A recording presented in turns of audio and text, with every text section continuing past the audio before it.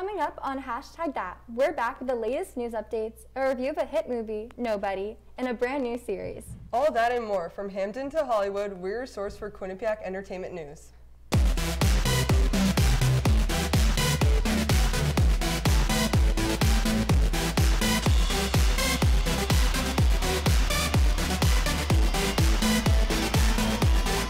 From Hampton to Hollywood, we are your source for entertainment news.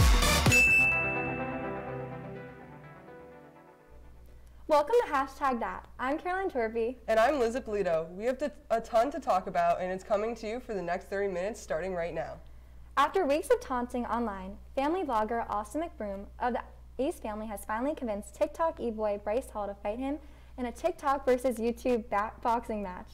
The fight will also feature matches between Tanner Fox and Nick Austin, FaZe Jarvis and Michael Lee, Deji versus Vinny Hacker, and some fan-fic matchups that have yet to be announced. We currently don't have any predictions for these matchups, but my prediction is that the memes from this will be incredible. Moving on to some exciting news for Swifties, singer-songwriter powerhouse Taylor Swift dropped the first unreleased track from Fearless this past Friday. She surprised all of us by releasing You All Over Me on Spotify. The song features her older, more country musical style music with backup vocals from Maren Morris. Fearless was definitely one of my favorite albums and holds a special place in the heart of Swifties everywhere. We'll have to wait and see if she releases more jams soon. In even more exciting news, actress and supermom Hilary Duff just welcomed her third child. Duff and her husband, Matthew Coma, posted an adorable black and white photo featuring their other two children and their new addition, May James Bear. She is beyond thrilled and has been flooded with supportive comments from her fans and celebrities alike. We are so excited to see all the cute pictures to come. Congrats to the new mom. In some more music-related news, singer and internet master Lil Nas X just released a new song, Montero, Call Me By Your Name, on March 26th. The music video already has over 32 million views. In addition to the video and song, Lil Nas X posted a touching letter to his 14-year-old self on his Instagram page. His message was clear. In the past, it would have been afraid to write a song about himself being gay, but now he is pushing the, quote, agenda to make people stay the F out of other people's business and stop dictating who they should be, end quote. The song, video, and message are all incredible, and we're wishing him nothing but success in the future. Now let's dive into another Willie's Movie Corner. Up today is a film review of Nobody, an action-packed drama released last week. What did you guys think? Maybe you can make retirement happen. After all, you made home ownership happen. Homeschooling yourself on loans, beefing up your credit score. So I'm pre-approved. You were like, yes! Sorry. Color coding listings, ticking boxes, and flushing every toilet in a 20-mile radius. Home sweet home. You aced house hunting. Now get the tips you need to get on track at aceyourretirement.org. Honey, what I think you need is a socket wrench. I played JV basketball. I'm sorry. I don't think it looks right. This is good, and it's all good, baby. Is it really all good?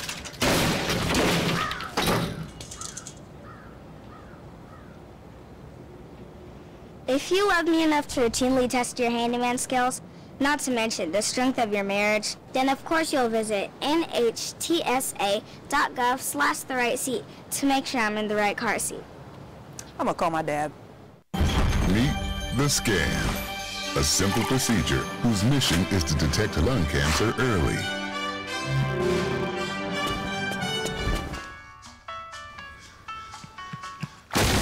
I'm here to save you.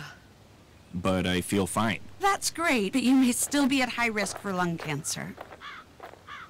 Oh man, that's a new fence. If you smoke, early detection could save your life. Learn more at savedbythescan.org. Welcome back, hashtaggers. The theater department just put up their new spring show this past weekend. Here to talk more about the virtual performance of the Iliad is Nia Bracadifero. Hi everybody, I'm Nia Bracadifero, and I'm here bringing you a review of Quinnipiac University's theater department's latest production, An Iliad. It ran from Thursday, March 18th to Saturday, March 27th, which was a few days ago in their last production, which can still be viewed on the Quinnipiac University Theater Department's YouTube channel which is approximately an hour and 45 minutes, plus introductions at the beginning of the production. The production was free and open to the public and ran 7 different performances with 2 matinee performances on Saturday afternoons at 2 p.m. and 5 8 p.m. productions across Thursday, Friday, Saturday, 8 p.m. An Iliad spins the familiar tale of gods and goddesses, undying love, and endless battles through an original and immediate voice. 7 performers shared the narrative in the sweeping amount of humanity's unshakable attraction to violence, destruction, and chaos. Has anything really changed since the Trojan War? The specific production was directed by Danilo Gambini, with a creative team of Abby Copeland, Rosie Bachansky, Savannah Lawton, and David Javosher. And An Iliad was written by Lisa Peterson and Dennis O'Hare. Normally, most productions of An Iliad are comprised of a singular cast member who is in charge of explaining and leading the audience on the tale of war, gods and goddesses, and the Trojan War, and explains the stories that they have lived through. But in this specific production, Gambini chose 7 performers to take on the role and split the script to take each story and make it their own. Each performer also is a member of the ensemble, but when they are speaking as the storyteller, they have their own wardrobe and personality, which sets them apart from the rest of the characters. The most recent production is unlike any other we've seen before, and even in this time of coronavirus, is not like any online theater production you may have seen. One would assume it was just like a Zoom call, but it wasn't. It was live, and in each different box had a different creator and performer, all live, and had different positions, with changing the set and costumes, as well as the music during the production. They all cohesively matched and was whimsical and intriguing to listen to. The lights, music, and costumes of the production all blended together to make a wonderful, mesmerizing, and captivating production. Thank you for sticking with me for this review of the Quinnipiac Theater Department's version of An Iliad. Now back to you at the desk. Thanks for the review, Nia. Now let's head over to some weird news with Maggie Smith. Hey guys, I'm Maggie Smith. Let's jump right into the week's weirdest news. To start, let's backtrack a bit to last Monday. Comedian and author Jensen Karp, husband of Danielle Fishel from Boy Meets World, found something quite unexpected when he poured his morning bowl of cereal. Karp tweeted a photo of the popular breakfast cereal Cinnamon Toast Crunch with what appeared to be sugar-coated shrimp tails inside of the bag. He captioned this photo, quote, at CTC Squares, why are there shrimp tails in my cereal? This is not a bit, end quote. The official Cinnamon Toast Crunch Twitter account fired back since deleting a tweet, tweeting, quote, it appears to be an accumulation of the cinnamon sugar that sometimes can occur when ingredients aren't thoroughly blended. We assure you that there's no possibility of cross-contamination with shrimp, end quote. The internet took to great discourse on this matter, and as General Mills is currently investigating the situation, the issue remains unresolved. In animal-related news, last Thursday, a Chicago family witnessed a package being stolen from their neighbor's doorstep by none other than a sneaky squirrel. Yes, you heard correctly, a squirrel. Naomi Gutierrez said her and her family were sitting on their front porch when they saw the squirrel snatch the package from their neighbor's doorstep. The squirrel then scurried up to the roof of the building, package in hand. She stated, quote, we laughed and couldn't believe it, end quote. The next time a package is stolen from their doorstep, they should make sure to check the rooftop in the event that the neighborhood squirrel is at it again. Moving along, last Thursday, residents of an assisted living facility in Israel set out to break a Guinness World Record. In light of Passover, the Jewish holiday that began Sunday evening, residents of the Israeli Palace Assisted Living Facility assembled a 17.7-foot tower of matzah and chocolate spread. 200 residents participated in the project, all taking turns adding sheets of matzah to the tower. The finished tower contained 950 sheets of matzah and weighed a shocking 22 pounds. After being examined by Guinness, the tower was turned into chocolate balls for distribution. That's some effective teamwork if I've ever seen it. Well, that's all I have today. I'm Maggie Smith. Back to you guys at the desk. Wow, there are sure some strange things going on. Agreed. Well, normally this would be the time we head to the Bachelor breakdown, but the Bachelor is on a break for now. Lucky for us, there's a new show here to take over. This is Marvel Mondays with Audrey and Mason. Take it away, guys. What's up, hashtag? It's Audrey Scafati. And Mason Glad, and welcome back to Marvel Mondays. Starting this week, Mason and I are going to be doing weekly reviews of the Falcon and Winter Soldier show. In episode 1 of the Falcon and Winter Soldier, Falcon and Winter Soldier, they're both separate, so we don't see them in one scene together the whole episode. Sam gives up Captain America's shield, we learn more about his family, and he starts investigating the new group, the Flag Smashers, with his new friend Taurus. And Bucky is in a court-mandated therapy and is suffering from PTSD flashbacks from when he was the Winter Soldier. At the end of the episode, the US government reveals a new Captain America, John Walker. What? At the beginning of episode 2, Bucky is really mad at Sam for giving up the shield because of this whole new Captain America stuff. The pair go on a mission to stop a shipment by the Flag Smashers, and we soon learn that all of the Flag Smashers are actually super soldiers. While on the mission, Bucky and Sam actually end up struggling a lot, and the new Captain America ends up coming in to save the day. To gather intel on the super soldier serum, the pair visit Isaiah Bradley, a veteran super soldier that Bucky fought in the Korean War. Sam ends up being really upset after they meet Isaiah Bradley, because he is a black super soldier who has kept a secret from history and Sam. Bucky gets arrested for missing his court-mandated therapy, but John Walker bails them out. And while they're in prison, Sam and Bucky actually end up in a really funny couples therapy sort of thing with Bucky's therapist, and it brings more of that humorous Marvel MCU vibe to the show. Once they're outside, John Walker threatens them, and the pair decide they have to visit Zemo. So Mason, what are your thoughts of the show this far? I really like it so far. I'm glad we waited for 2 episodes to finish before starting this because I thought episode 2 was much better and much more happened and we learned a lot more. I think that I was more excited about WandaVision at this point because it was more different and new, and this one just feels like an extended version of another Marvel movie. I think it's really hard to compare the show to WandaVision because WandaVision was so new, and this is literally a continuation of Civil War and Winter Soldier from a story standpoint and from like the tone, the political thriller kind of genre. What do you think about the new Captain America, John Walker? I think that he is being painted in a bad light for the viewers on purpose. Like, we're not supposed to like him. I think he'll be more of like a fly that just won't go away type of thing. I don't think that he will want to make an enemy out of Bucky and Sam, especially because they were Steve's best friends. But I don't think he'll end the show as Captain America. I think it has to be Sam. Yeah, there'll be that redemption moment. He'll get the shield back.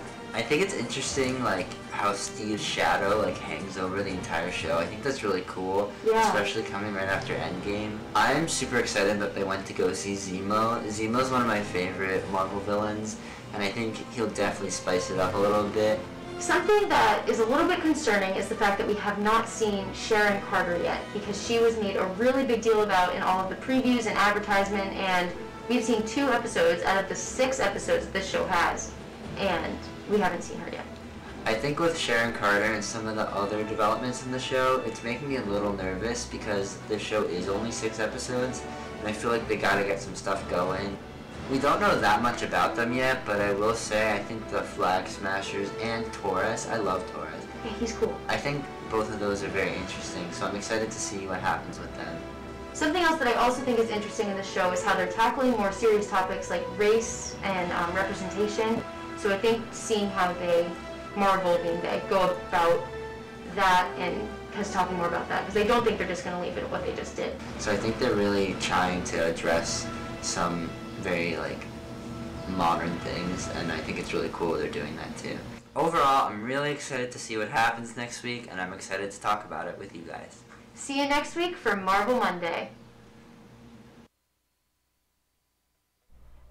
Thanks, guys. We'll see you right after this commercial break. Don't go anywhere.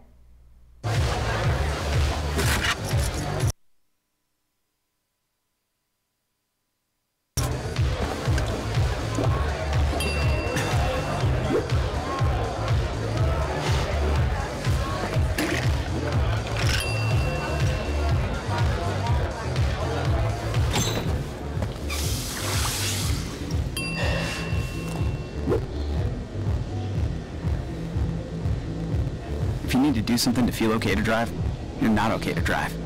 Don't drive buzzed. Multiple studies have shown that marijuana can slow both driver reaction and response time, which can be really dangerous. It's here. It's here. Wait. What? I can't drive. Why? My. Oh.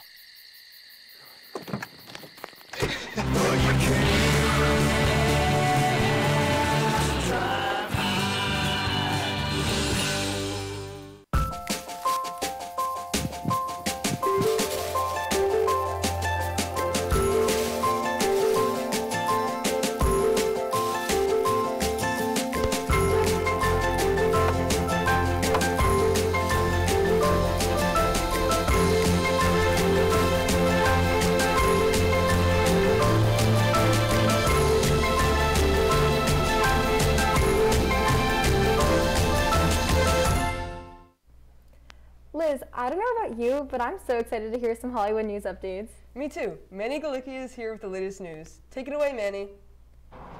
Hey hashtag, it's Manny Galicki, and I'm here with this week's Hollywood news update. First up, the hit reality TV show Survivor has officially announced that they are back in production for their 41st season. Production has been on halt for over a year now, and fans have been anxiously awaiting any sort of news regarding the future season. Longtime host Jeff Probst took to Instagram to announce in a video that production is officially back and we should expect a new season by late this year. Are you guys fans of the show? What do you guys think about TV shows transitioning back to normal? I'm personally a fan of Survivor. I love reality TV shows. My dad actually auditioned for Survivor back in the day, and it's a really funny video that he submitted. But I'm curious to see how COVID-19 is going to impact everything, and if they're gonna have to be quarantined or wear a mask or anything, you know? Yeah, I feel like this is one of the shows that you could definitely do. It's basically you're quarantining on an island. I feel like that's an easy thing to do. But I am excited for the 41st season. That's crazy. It's been that long. I know. I'm so excited. I'm also excited. Hopefully, Big Brother is still happening and everything. Yes. Huge fan. Yeah, super excited. Manny, what do you think about that? I'm definitely super excited for Survivor to come back. That's been one of my favorite shows forever. My roommates and I have gotten super into it this past school year. I also think that this is a really interesting show to do in a pandemic world. Obviously, they don't really interact with anyone outside the island anyway, so I think, and I really hope that it goes well and there's no outbreak in cases on the islands that they film on, but I'm super excited. Next up, R&B legend Rihanna has been dropping hints that she may be dropping some new music. Rihanna has not released any new music since her album Anti in 2016, and fans have let her know that they are impatiently waiting. She posted on her Instagram bidding congratulations to her album Anti in Women's History Month. A fan commented on her post saying she should celebrate the month by releasing some new music. Rihanna responded, quote, "I think I should release one though." Do you guys think that she is finally dropping some new music, or do you think fans are just reading too far into this? I personally wouldn't be surprised if she drops some new music. I feel like a lot of artists have dropped music over quarantine because they've had all this time, and I would be super stoked to hear something from her. Hopefully, I kind of want something more 2000s themed because that's what I liked, because it's her original stuff. But yeah, what do you think? I do miss the old Rihanna, and it has been a while since she has put out an album, and they're always great. I always love the music, so I do hope that she is, but if she's not, it's all right. Listen to her older stuff. Yeah. What do you think, Manny? I'm definitely super excited. I'm super hopeful that she is actually releasing music and this isn't just fans reading too far into this. But I'm hopeful that the new music, she could turn into something like Taylor Swift, where she has 2 or 3 albums lined up for us. It's definitely been a long time since she has released any new music, so I think it'll be a great transition back to normal life if we have some new music from Rihanna. But that's just me. I really am hopeful. Fingers crossed for Rihanna. Lastly, it has been confirmed that there will be 2 Bachelorette seasons this year. After the dramatic end to Matt James' history-making seasons, former contestants Katie and Michelle have been confirmed as the next 2 Bachelorettes. Katie's season is filming as we speak and will air upcoming this summer. Michelle will begin filming in the summer so that they can stay in school and she can continue to teach her students, and the release date for her season is still unknown. What do you guys think of back-to-back Bachelorette seasons? Do you think that the structure of The Bachelor as we know it is gone for good? So I don't think that the structure of The Bachelor is like gone for good. Like I definitely think there'll be a Bachelor in the future since it's so successful, everyone knows about it. And I know as a fan of The Bachelor and Bachelorette, like I enjoy both seasons, but I do know that like The Bachelorette has done better recently, and I think that's partly because the girls are so empowered. Like it's kind of ironic that they're not like exactly finding love or like they're getting married at the end, and instead they've recently like just realized they're worth more, and I think that's like just like a big thing right now, and a lot of fans like these two girls, so I think it'll be really successful. What do you think? Yeah, I think since fans really like the two of them, I think that they will do well because people are coming to see that. But I don't think The Bachelor is gone for good. Yeah. I think people really like the cattiness of all the girls together, and but yeah, hopefully it'll be 2 good seasons. Yeah, I'm excited. What about you? What do you think? I'm super, super excited for the 2 back-to-back Bachelorette seasons. I think Katie and Michelle are both super amazing women, and I think they're going to be super powerful and bring a very interesting dynamic to the show because of like the controversy that surrounded their season. I also don't really think that the structure has gone for good. We still have Paradise, we still have The Bachelor to look forward to. I think those shows are way too successful in general to just kind of throw away. But who knows, with Chris Harrison kind of stepping aside for a second and a new host coming in, I'm very excited to see what we have in store for the Bachelor franchise. Well, that's it for me this week. Back to you guys at the desk.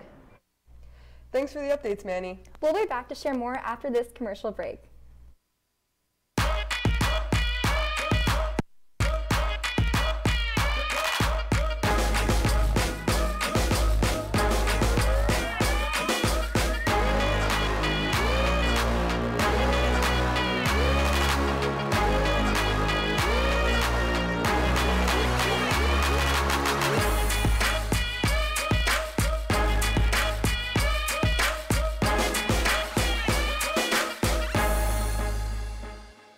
I know what you're thinking. I need a job. I need a new career. Well, I've been there. I've been there. I've been there. I wasn't happy with what I was doing. After high school, I didn't have a plan. I just wanted to start working. I got laid off twice, but you gotta keep going. You just need the right skills. Find an apprenticeship. I found a 2-year IT program. I found a medical course online. I'm now a consultant in the tech space. You have more options than you think. You can do this. You will find something. You will find something new.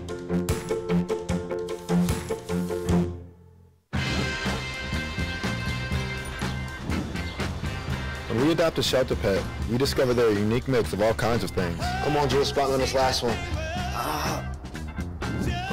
There it is.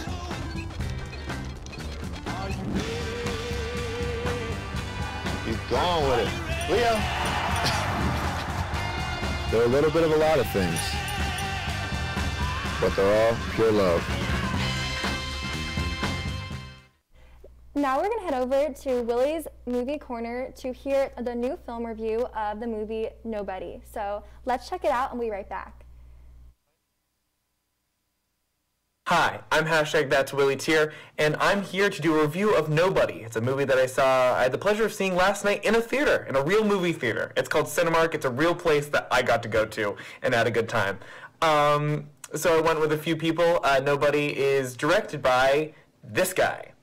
But he's also director of Hardcore Henry, just to set that up. So if you liked Hardcore Henry, you'll know the vibe for Nobody. That's it's that vibe for sure. But Nobody's a new action movie that is just a new release of this weekend, starring Bob Odenkirk as Hutch Mansell. And he is a middle-aged dad, just suburban, normal dad, who unfortunately has a home invasion. And when he doesn't act and doesn't fight back, much to the dismay of his co-workers, neighbors, and family, he decides to go on this brutal path that will uncover dark secrets he fought to leave behind. But Nobody was a good time. The choreography was really well done. There's going to be a very easy comparison to John Wick here, which is not entirely unfounded because a lot of the production team has worked on John Wick. David Leitch, who was the producer of all 3 John Wick movies. So if you're a big fan of John Wick, I do suggest this. There's a little bit less action than John Wick. They have the same storytelling as John Wick, where they really drop you into it and you have to pick stuff along the way. So for an example, in John Wick, we learned about the Continental, which is like a hotel for hitmen. we are dropped into that. All the characters know about it. John already knows about it previously. This has a long history with John, and the only people that are left out of the know here is the audience. It's the same thing here, and I genuinely love that storytelling where we're dropped into a completely new world, and we have to pick it up along the way.